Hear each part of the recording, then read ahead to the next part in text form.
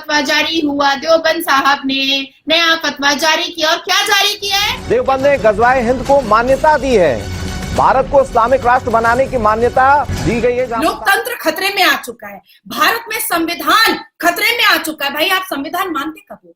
ये मुसलमानों ने संविधान माना कब है? भारत के अंदर रहकर आप गजवाए हिंद के बारे में कैसे बात कर सकते हैं और क्यों कर रहे हैं ये नफरतें? बाप बेटी एक साथ एक घर में अकेले मत रहिए, नहीं तो पजामा खोल देगा बाप। क्योंकि मुसलमान बाप का नफ्स बहुत कमजोर होता है, मुसलमान भाई का नफ्स बहुत कमजोर होता है, चड्डी उतार देगा अपनी बहन का। तो ये फतवा देवबंद जारी करता है। तो ये है मूर्खों का इस्लाम। अरबों का इस्लाम क्या है?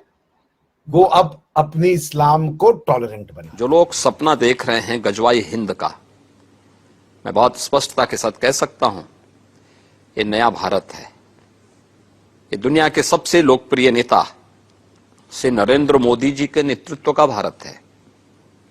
इस नए भारत में विकास सबका, लेकिन तुष्टिकरण किसी का नहीं। सबका साथ, सबके विकास की भावना के साथ सरकार कार्य कर रही है। ये नया भारत संविधान के अनुरूप चलेगा, शरीयत के अनुरूप नहीं।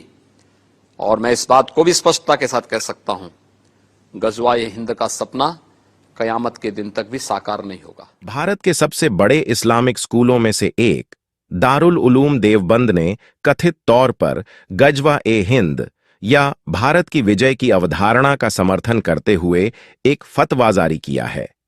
स्कूल ने अपनी वेबसाइट पर दावा किया है कि गजवा-ए-हिंद इस्लामी शिक्षाओं के अनुसार उचित है और इस प्रयास में मरने वालों को महान शहीद माना जाएगा। हालांकि राष्ट्रीय बाल संरक्षण आयोग NCPCR ने इस फतवा की कड़ी आलोचना की है और इसे राष्ट्र विरोधी करार दिया है। NCPCR ने सहारनपुर जिले के अधिकारियों को दारुल उलूम देवबंद के खिलाफ शिकायत दर्ज करने का निर्देश दिया है। वे 2015 के किशोर न्याय अधिनियम के उल्लंघन का हवाला देते हुए बच्चों पर इसके संभावित प्रभाव के बारे में चिंतित हैं। दारुल उलूम देवबंद भारत की सबसे बड़ी इस्लामी संस्था है, जो देश भर में कई इस्लामी स्कूलों का संचालन करती है। ये स्कूल पाकिस्तान और बांग्लादेश में भी मौजूद है, जिनमें बड़ी संख्या में छात्र नामांकित हैं। गजवा-ए-हिंद की उत्पत्ति हदीसों से हुई है, जिसमें मुस्लिम योद्धाओं को भारतीय उपमहाद्वीप पर विजय प्राप्त करते हुए दर्शाया गया है। दिलचस्प बात यह है कि इस्लाम की जन्मभूमि सऊदी अरब के राजा मोहम्मद बिन सलमान ने कथित तौर पर मुतावतिर मानी जाने वाली हदीसों को छोड़कर सभी हदीसों को खारिज कर दिया है। हालांकि भारतीय उपमहाद्वीप के मुल्ला अभी भी इन शिक्षाओं का पालन करते हैं। उनका मानना है कि इस्लाम की उनकी व्याख्या श्रेष्ठ है। ये हमारे नबी का फरमान है, गजवा हिंद हम जीतेंगे। अच्छा, इंशाल्लाह गजवा हिंद जरूर होगी। तो लेकिन बाकी इतनी मुसलमान कंट्रीज है, वो तो नहीं कहते, सिर्फ पाकिस्तान के मुसलमान इस हदीस को बार बार कोट क्यों करते हैं? इसलिए करते हैं कि हमारे नबी ने कहा है गजवा हिंद इंशाल्लाह हमने जीतनी है। एक न एक दिन जंग लगेगी, हिंदुस्तान हमारा हाथ में होगा। पूरे पाकिस्तान में आप ये ख्वाब देख रहे हो? ख्वाब नहीं देख रहा, हमारा यकीन है। इसलिए मुल्क तरक्की नहीं कर रहा कि उधर जाना है? ख्वाब पे नहीं, हम हकीकत पे हैं। अच्छा। हमारा यकीन है, हमारा ईमान है, इंशाल्लाह जंग जीतेंगे हम। एक न एक दिन लगेगी तो इंशाल्लाह हमारा झंडा हर तरफ होगा। किसने रोका भाई तुम्हें? किसने रोका है? एक दिन सारी आलम इस्लाम की फौजें आएंगी और वो गजवाए हिंद करेंगी। कपिल शर्मा की शो देख लेना, आएंगी गजवाए हिंद करेंगी। तुम्हें रोका है किसी ने? आ जाओ भाई, आ जाओ। अट्टा पे ही पिटोगे तुम बेटा, तुम गजवाए हिंद बाद में करना। अट्टा में पता लगा मोबाइल छीन लिया, तुम्हारा चेन वेन छीन ली, ठीक है, और लपड़ वपड़ और मार दिया तुमको।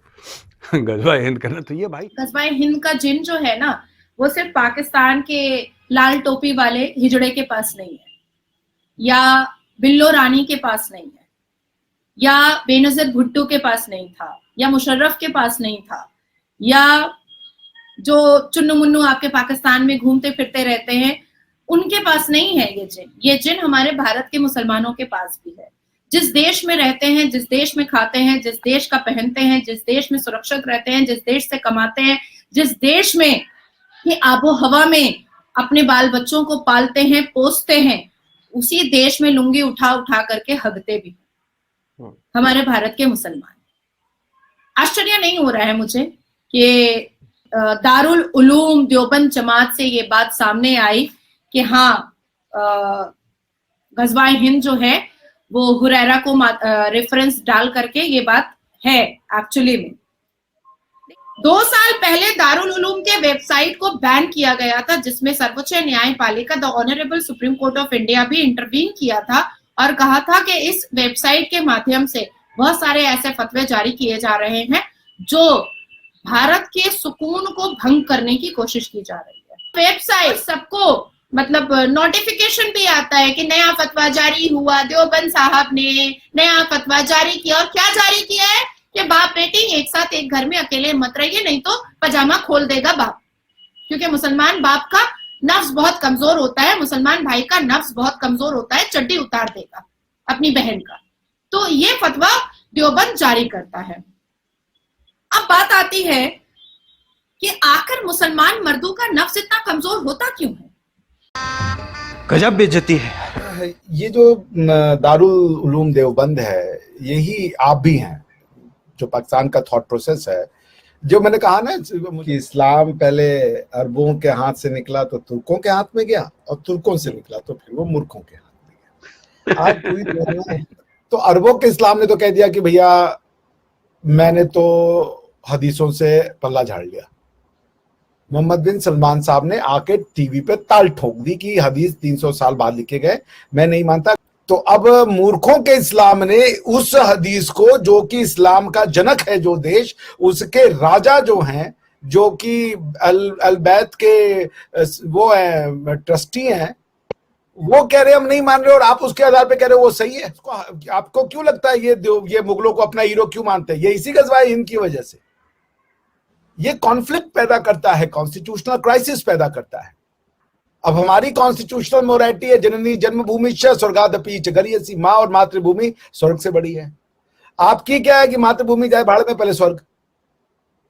तो अब यही कॉन्फ्लिक्ट है। अगर ये अरबों के इस्लाम से चल रहे होते तो ये जो देवबंद दारुल उलूम है, उन्होंने कहा होता कि ये जो है हदीस की अब कोई वैलिडिटी नहीं रहेगी है, क्योंकि जो हमारे अल बैत के वो हैं मोहम्मद बिन सलमान साहब, उन्होंने अब कहा है कि हम इस पे विश्वास नहीं रखते।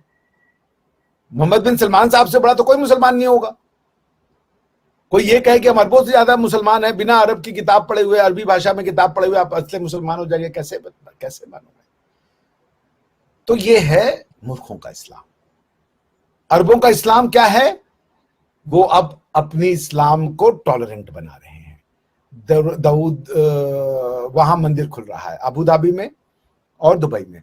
और मूर्खों का इस्लाम क्या कर रहा है कि पाकिस्तान के सारे मंदिर बंद कर दिए, अपने पुरखों की मंदिरों पे ताला लगा दिया, कहते जी हिंदुओं को मार दिया, हिंदुओं को मार अरे आप हिंदू हो मेरे सरकार, अपनी चीज पे ताला मार के कह रहे देखा मैंने हिंदुओं को कह सकता, हिंदुओं की मंदिर तोड़ी।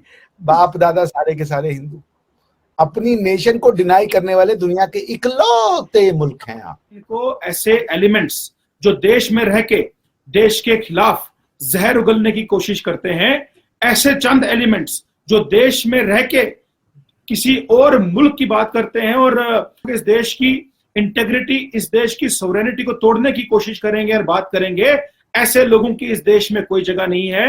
As an proud Indian Muslim मैं आज यहां से इसको स्ट्रांगली कंडेम भी करता हूं, और आने वाले वक्त में हम भी इस पे क्या लीगल कार्रवाई कर सकते हैं वो भी हम जरूर इनिशिएट करवाएंगे अपने एंड से।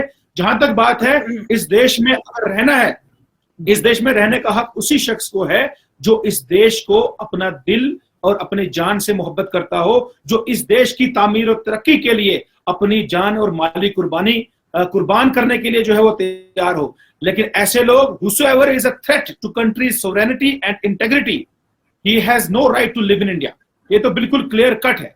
और हमने देखा है कि पिछले हम लगातार कुछ सालों से देख रहे हैं कि ऐसे जो एंटी सोशल और एंटी नेशनल एलिमेंट्स हैं, उनकी जगह सिर्फ और सिर्फ जेल की सलाखों के पीछे है। क्योंकि जो इस देश का नहीं, वो हमारा नहीं, वो इस हिंदुस्तान का नहीं, ना तो इस हिंदुस्तान में खाने का उसको हक है, ना तो इस हिंदुस्तान में रहने का हक है। उनको इमीडिएटली सबका बोरी बिस्तर पैक करके जिस भी मुल्क में जाना चाहते हैं वहां जाके रहे, और 500 किलो आटा खरीद के जाके जब खाना पड़ेगा तो तब इनको पता चलेगा।